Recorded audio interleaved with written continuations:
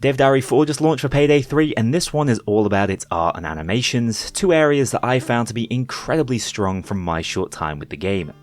I've been away for a week and the community is in a bit of an uproar about Payday 3's always online approach, but that topic deserves a video of its own, so today I'm going to keep the focus on the Dev Diary. Just know, I don't like it, it's a heavy-handed approach and I hope the studio has something to say about it sooner rather than later. But whilst they'd obviously rather not talk about controversial issues right now, Starbreeze are more than happy to discuss some of the absolute strongest elements of their game's design in its world building, art direction and slick animation quality. More behind the scenes is just what the Doctor ordered, so it's excellent to see the first person weapon animations being keyframed one step at a time. I found that hard work really paid off during my time with the game in terms of realism and genuine immersion, which in Payday 3 is a completely different beast. You'll be drawn into the world of crime so much more than ever before in Payday 2. The mocap stuff is also amazing to see, not only because it's translated so well in game, but also because this was the room we had our playtest with Payday 3 in, so it's excellent seeing its real purpose in action.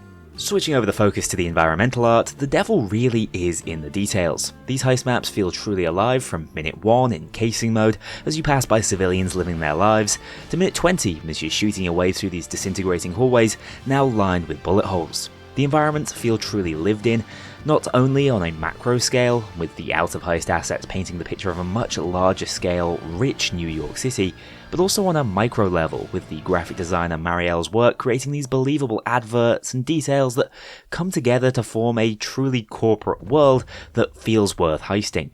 These bespoke assets she's created are a huge reason why the SCP Bank heist and Surface Art Gallery appear to be so alive and engaging. They also help from a narrative standpoint, setting up Payday 3 as a title set truly in our modern age.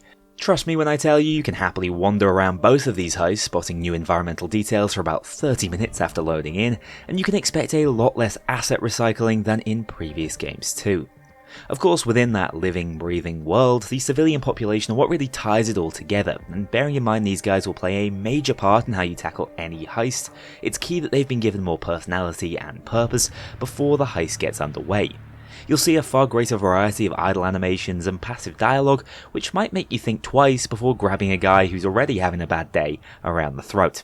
Or not, if you're a sociopathic wolf main.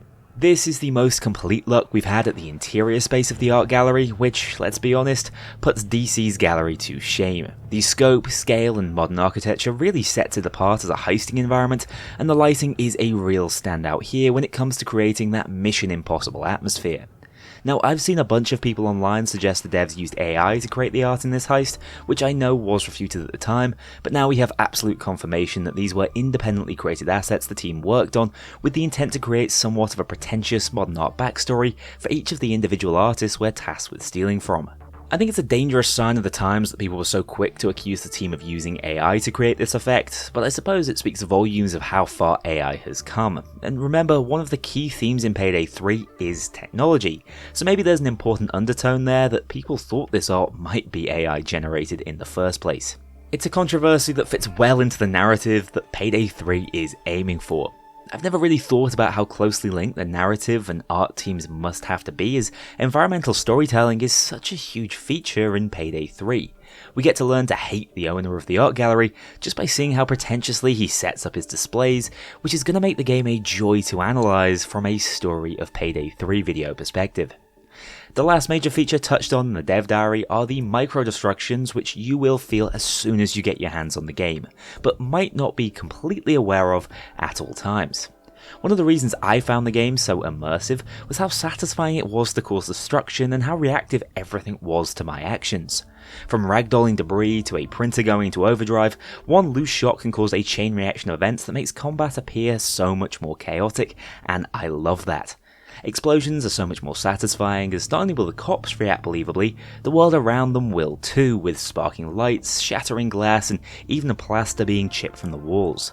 You will be able to turn any area you heist in loud into an all-out combat zone befitting the intensity of your gunfights, which I absolutely adore. Chaos really is the key phrase as sound design aligns with Gustavo's ramping up music and the world around you quakes in response to the heist. Trust me, it will draw even the staunchest of stealth-only players into Hollywood-style gunfights more often than not. While that's the gist of what we've been directly told from the dev diary, there are a couple of other things we can spot within the gameplay. This here is the escape van for the silent version of Under the Surface, which we could see the crew ziplining towards with their favour in the stealth trailer. I also thought this was an amazing shot, and anyone unimpressed by the graphical quality at this point might be won over by sights like these. We do also see a civilian die here for the first time in recorded gameplay. As I've mentioned previously, these cleaner costs incurred wind up being a percentage of the heist take, which will be calculated at the end screen, capping out at around 70%. Accidentally killing civs is now a bloody nightmare, not only because it reduces the take so tremendously, but also because they are pivotal to surviving wave after wave. We also get another look at the ever-evolving HUD, which is still unfinished, but as you can see, the heister portraits have been updated from the last time we had a look, which are a whole lot better now, in my opinion, than before. You might also note the optional side objective here, suggesting we find the manager's office. This is a huge change for Payday 3, but essentially, if we wanted to, we could brute force access to every single exhibit until we find the right painting. Or we could do some digging in the manager's office to find a schedule of the exhibits, giving you an even more nuanced option of approach to the heist.